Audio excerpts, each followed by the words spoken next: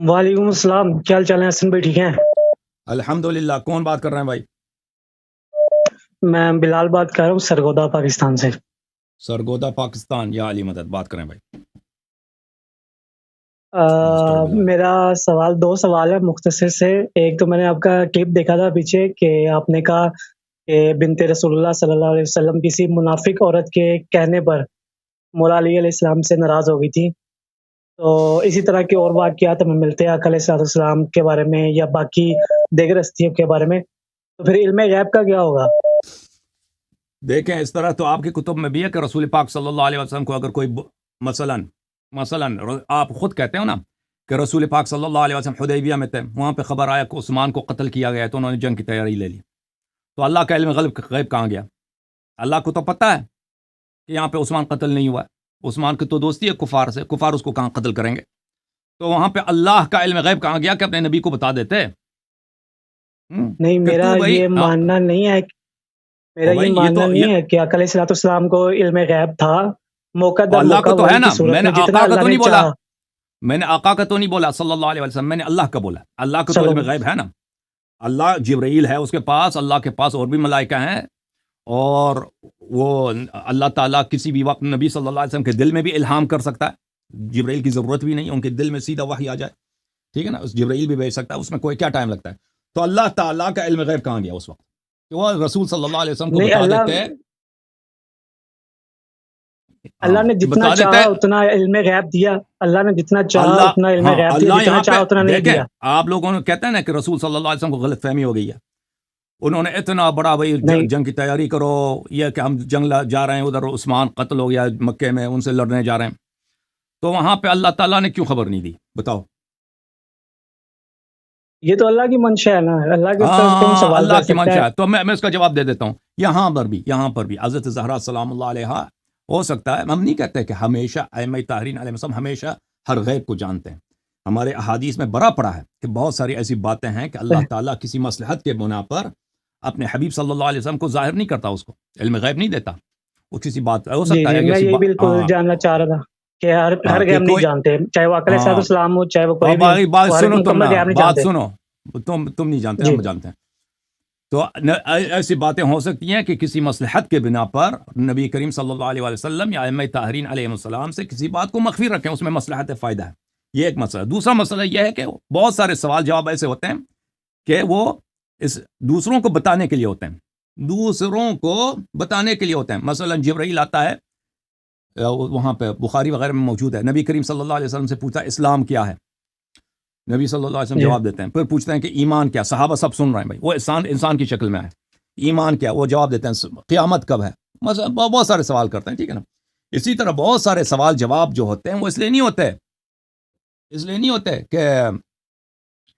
کہ مثلا اللہ تعالیٰ ابراہیم علیہ السلام سے پوچھتا قرآن میں،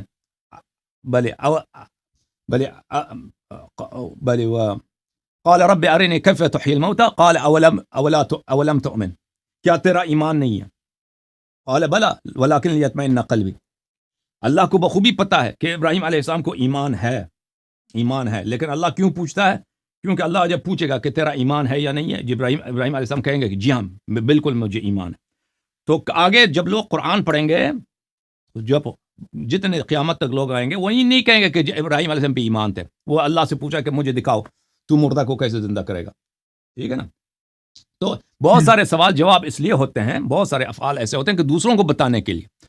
تو یہاں پر حضرت زہرا سلام اللہ علیہا کو کسی نے رپورٹ دے دیا، جھوٹے آدمی نے رپورٹ دے دیا کہ ان کے شوہر نے کسی سے شادی کر لیا یا شادی کرنے کی رغبت کیا. ٹھیک ہے نا. تو یہاں پر ہو سکتا ہے کہ اللہ تعالیٰ نے ان کے دل میں سے یہ غیب کا خبر چھین لیا ہو. مثلا اس میں کوئی عیب نہیں ہے کہ کسی مصلحت کے بنا پر، اور ہمارے حدیث میں بہت ہے اس طرح کہ اللہ تعالیٰ کا ایک علم غیب ہے وہ جو کسی کو اس نے نہیں دیا، حتیٰ رسول پاک صلی اللہ علیہ وسلم ائمہ طاہرین علیہ السلام کو بھی نہیں دیا. ہو سکتا ہے یہ اسی میں سے یا ہو سکتا ہے کہ ہو سکتا ہے کہ بی بی سلام اللہ علیہا کو پتہ ہے، لیکن وہ تاکہ یہ بات واضح ہو جائے کہ امیر المؤمنین علیہ السلام نے کسی سے رشتہ مانگا ہی نہیں ہے، ان کا دامن اس بات سے پاک ہے. اور پھر اہل بیت علیہم الصلوۃ والسلام کی فضیلت، کیونکہ اسی حدیث کے آخر میں ہے کہ رسول پاک صلی اللہ علیہ وسلم نے ابو بکر کو بلایا، عمر کو بلایا، اور ان دونوں کو بولا کہ تم یاد رکھو کہ فاطمہ زہرا سلام اللہ علیہا میرا بضعہ ہے، میرا لخت جگر ہے، جو ان کو اذیت دے دے اس نے مجھے اذیت دی ہے، اور جو ان کو اور جو ان کو غضب دے دے اس نے مجھے غضب دی ہے، اور جو مجھے غضب دیتا ہے اللہ کو غضب دے دیتا ہے، تاکہ ان پہ بھی حجت تمام ہو. ٹھیک ہے نا؟ تو ہو سکتا ہے اس کے فائدے کئی ایک ہوں، اللہ جانتا ہے. جی ہاں. صحیح. اور پھر یہ حجت رہا ابو بکر پہ جی. حجت رہا. پھر وہ آپ کے کتاب وہ ابن قتیبہ دینوری کی کتاب ہے الامام والسیاسہ، اس میں واضح طور پر اس نے نقل کیا ہے کہ ابو بکر عمر آئے بی بی سلام اللہ علیہ کے پاس، بی بی نے ان کو راستہ نہیں دیا، پھر انہوں نے امیر المؤمنین علیہ السلام سے سفارش کیا کہ ان سے اجازت لے لیں ہمارے لیے. تو پھر جب ان کو امیر المؤمنین علیہ السلام نے سفارش کی اور ان کو اجازت مل گیا آنے کا، تو بی بی سلام اللہ علیہ نے اسی واقعے کو یاد دلایا ان کو کہ کیا تمہیں یاد نہیں ہے کہ میرے والد نے کہا تھا کہ فاطمہ زہرا سلام اللہ علیہ سیدہ نساء العالمین ہے. ہاں، فاطمہ زہرا سلام اللہ علیہ میرا لخت جگر ہے، جو ان کو اذیت کرے وہ مجھے اذیت کرتا ہے، اور جو مجھے غضب دے ان کو غضب دے دے مجھے غضب دیتا ہے.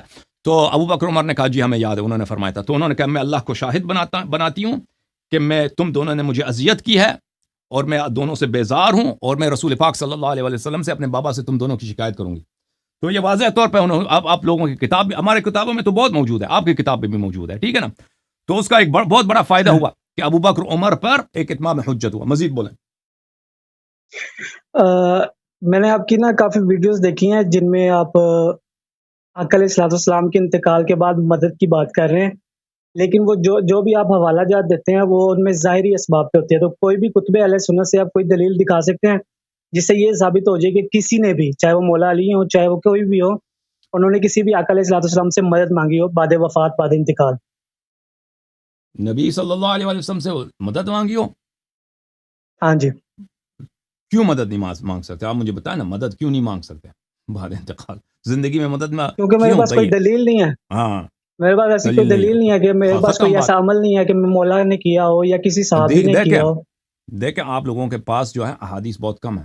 آپ کے خود علماء کہتے ہیں کہ آپ کے پاس احادیث بہت کم ہیں، بالخصوص حلال و حرام. میں آپ کو دکھا دوں، آپ کے اپنے علماء کے کچھ اقوال دکھا دوں. بالخصوص حلال و حرام کے مسائل میں آپ کے صرف 500 حدیث ہیں یا 800 حدیث ہیں، باقی حدیث ہے ہی نہیں آپ کے پاس. ٹھیک ہے نا؟ ایک بات ہے کہ مثلا حرمت پہ آپ کے پاس تو کوئی دلیل ہے ہی نہیں ہے کہ یہ مسئلہ حرام ہے، کہ ان کی زندگی میں ان سے مدد لے سکتے ہیں، وفات کے بعد نہیں لے سکتے نا. اس طرح تو کوئی حدیث ہے نہیں، قرآن کی آیت بھی نہیں ہے. لیکن حلال و حرام کے آپ کے کتب میں اس کے احادیث ہی بہت کم ہے. میں آپ کو دکھا دیتا ہوں اس کے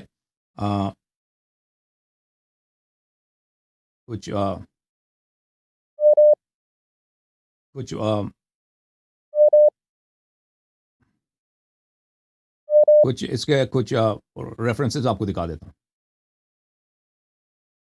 جی.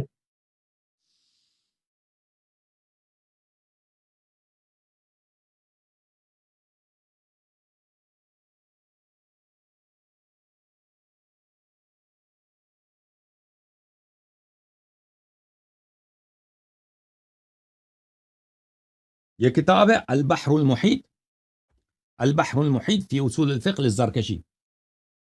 ان کا کنیہ ہے بدر الدین، نام ہے محمد ابن بہادر ابن عبداللہ الشافعی، متوفى سنة 794.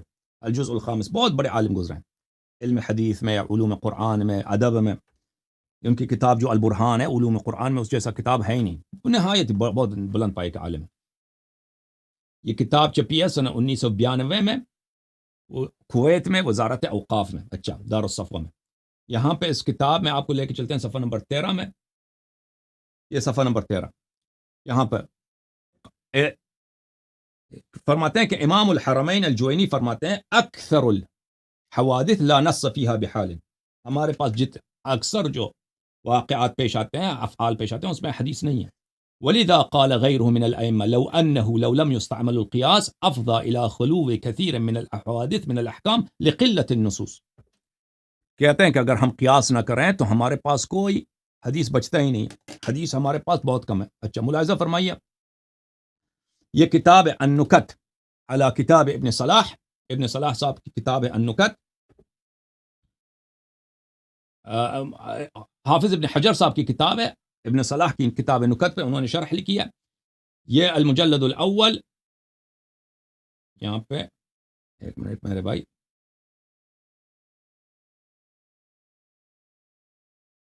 ملاحظہ فرمائیے، اس کتاب سے چھپی سن 1984 میں.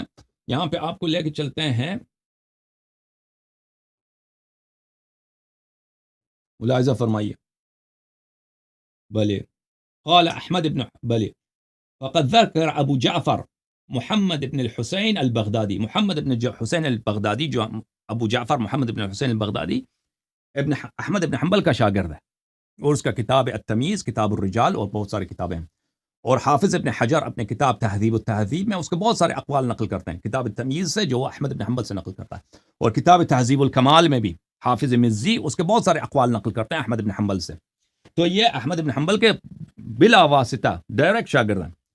انہوں نے اپنے ان کا ایک کتاب ہے کتاب التمیز، اس میں انہوں نے کہا، اس نے نقل کیا ہے سفیان ثوری سے، شعبہ سے، یحییٰ ابن سعید قطان سے، عبد الرحمن ابن مہدی سے، احمد ابن حنبل سے، اور یہ سب نہایت بلند درجے کے محدثین ہیں. سفیان الثوری وہ ہے جس کے متعلق جماعت عمریہ کہتے ہیں کہ یہ امیر الفاسقین فی الحدیث ہے، یعنی علم حدیث وہ امیر المؤمنین کہتا ہے نا، ہم تو امیر المؤمنین کا لفظ اس کے لیے استعمال نہیں کر سکتے. یہ سب کے سب سفیان الثوری، شعبہ العتکی، شعبہ ابن الحجاج العتکی الازدی، یہ بھی سنہ 90 کا میرے خیال اس کی ولادت ہے، سنہ 160 اس کی وفات ہے. یحییٰ ابن سعید القطان، عبد الرحمن ابن مہدی، احمد ابن حنبل، یہ سب نہایت بلند کے درجے کے، بہت سے ان میں تابعین اور تابعی تابعین ہیں اور محدثین ہیں. احمد ابن حنبل بھی اسی طرح، عبد الرحمن ابن، اور سب بخاری مسلم کے مشائخ میں سے، بڑے بڑے مشائخ میں سے. وغیرہم، اس کے علاوہ دوسروں نے بھی کہا ان جملۃ الاحادیث المسندہ عن النبی صلی اللہ علیہ وآلہ وسلم یعنی الصحیح بلا تقریر 4400 احادیث، کہ سب صحیح احادیث ہمارے پاس جتنے احادیث ہیں، تفسیر میں، مغازی میں، حلال و حرام میں، توحید میں، نبوت میں، جتنے بھی حدیث ہیں سب کو ملا لیں، اس میں سے مکررات کو حذف کر دیں، تکرار کو حذف کر دیں، 4400 حدیث ہے. کتنے حدیث ہیں؟ 4400 حدیث. اچھا، وقال احمد بن حنبل وسمعت ابن مہدی يقل الحلال والحرام من ذلك 800 حدیث. احمد بن حنبل کہتے ہیں عبد الرحمن ابن مہدی نے کہا کہ حلال و حرام کے ہمارے پاس صرف 800 حدیث ہیں، حلال و حرام کے صرف 800 حدیث ہیں. ٹھیک ہے نا، حدیث آپ کے پاس کم ہے بھائی، حدیث واقعات اعمال انسان کے بہت زیادہ ہیں دنیا میں. افعال مثلا روزے کے احکام ہے، نماز کے احکام ہے، وضو کے احکام ہے، غسل کے احکام ہے، جانور ذبح کرتے ہیں اس کے احکام ہے، یہ اتنے احکام ہیں، ہزاروں نہیں لاکھوں کی تعداد میں احکام آ جاتے ہیں. اس کے لیے صرف آپ کے پاس 800 حدیث ہیں، تو آپ کہتے ہیں فلان مسئلے پہ مجھے حدیث دکھاؤ. وہ آپ کی کتابوں میں حدیث کم ہے بھائی، یہ میرا قصور نہیں ہے، آپ کے خود علماء فرماتے ہیں اس مسئلے پر. اچھا، اور یہ کون ہے، یہ کون کہہ رہا ہے؟ یہ احمد بن حنبل اپنے استاد عبد الرحمن ابن مہدی سے نقل کر رہا ہے. ٹھیک ہے نا، مزید بولیں بھائی. نہیں، جزاک اللہ، میرا یہی 2 مسئلے تھے، تو جزاک اللہ، شکریہ. جی آپ دیکھیں، بھلے نبی کریم صلی اللہ علیہ وسلم جس طرح اپنے حیات میں نبی تھے نا، اپنے حیات میں نبی تھے، اسی طرح اپنے بھلے وفات کے بعد بھی نبی ہیں. اس طرح نہیں کہ ان کی نبوت ختم ہو گئی ہے. اگر وہ حیات میں اللہ تعالیٰ فرماتا ہے وہ بالمؤمنین رؤوف الرحیم، مؤمنین کے ساتھ رؤوف تھے، رحیم تھے، وہ اپنے وفات کے بعد مؤمنین کے ساتھ رؤوف الرحیم ہے. اپنے حیات میں ان کے ساتھ معجزے تھے، وفات کے بعد بھی ان کے معجزے ہیں، وہ کرامات ہیں. تو نبی کریم صلی اللہ علیہ وسلم اس طرح نہیں کہ وہ سنتے نہیں ہیں. بہت سارے احادیث ہیں کہ تم مجھ پہ سلام بھیجو، تم مجھے درود بھیجو، وہ مجھے پہنچ جاتا ہے. نبی صلی اللہ علیہ وسلم زندہ ہیں، ٹھیک ہے نا، اسی لیے نماز میں سب کہتے ہیں السلام علیکہ ایھا النبی. تو اگر یہی نبی صلی اللہ علیہ وسلم سے آپ طلب مدد کریں، اس میں نہ شرک ہے، کچھ بھی نہیں ہے، کچھ بھی نہیں ہے، بلکہ اس میں شان اس کی نبی صلی اللہ علیہ وسلم کے تقرب کے سبب ہے. اور ہمارے احادیث میں اس طرح بہت سارے روایات ہیں کہ ائمہ طاہرین علیہم الصلوۃ والسلام سے نبی کریم صلی اللہ علیہ وسلم سے مدد مانگو. اوکے، تھینک یو میرے بھائی، خدا حافظ.